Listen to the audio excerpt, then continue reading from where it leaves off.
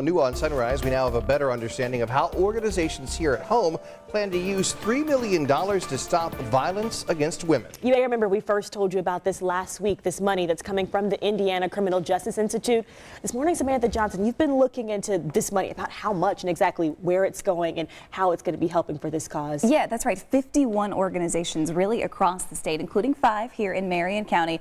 And when you look at this list, a lot of them here are prosecutors' offices and sheriff's departments, and that's because stopping violence obviously includes law enforcement. But listen to this. Here in Marion County, the top recipient receiving more than $140,000 is the Latino Coalition to End Sexual Assault and Human Trafficking.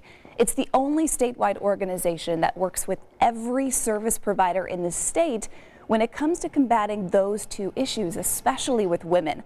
So I sat down with the president and CEO, Beth White, and she told me this money will allow her organization to continue 2 things. That's collaboration and coordination.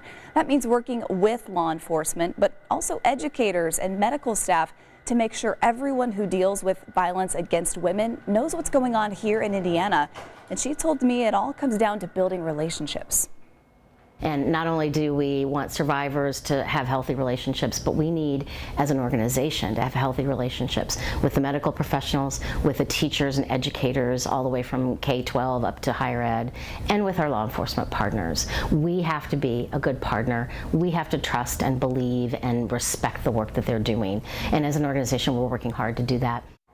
All right, so who else is on this list? One of them here in Marion County is the Latino Coalition. It has a very similar mission, but with a focus on Latina Hoosiers. So right now its goal is to make sure that these women understand how the legal system works and also their rights as Hoosiers. Julia.